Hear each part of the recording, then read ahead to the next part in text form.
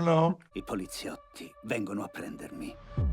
Nowadays, reality is so absurd that it's getting more and more difficult to write a show like this because you have fake news, AI, but the reality is so much worse.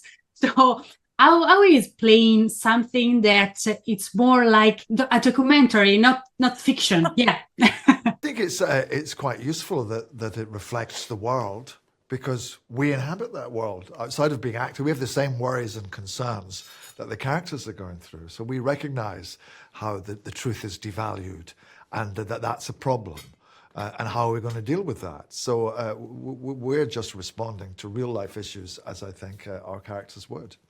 I find it quite therapeutic to come to work and like make it make sense, because a lot of the time you get home and you're like, this doesn't make sense with real life. So yeah, I used to find it the other way around with acting, and now I find it quite normal to come to work. Yeah, and I think it's valuable that there's a voice there saying, this is crazy. What are we going to do about this? You know, so I think it's nice to have shows that actually express that opinion. And speaking about voices, do you believe that nowadays podcasts and social media figures who pretend to know better the truth are the most dangerous people who are out there? Podcasts are so scary right now to me. So what do you think? Show, we're following a young person who has essentially been Billy, who's played by Luther Ford, who's essentially been let down by the social care system and let down by every system that should have helped him. And we watch him get inspired by somebody like you're describing. And I think what's really interesting for people to remember is the danger of it isn't necessarily all the likes or all the comments. It's the actual real life impact on a young person and what it can do to their mind, and then the rollout that can have across many, many other people in real life physically. And the idea that they're the bad guys, which of course there's some stuff going on that he's saying, which is bad. But instead of asking the question of why this younger person is inspired by what he's saying in the first place, like what we're not doing as the goodies to look after these young people, I think is a really important message in the show. Peter, since you're also a musician, do you believe that we can at least trust the music? Can we have open music, at least music, please?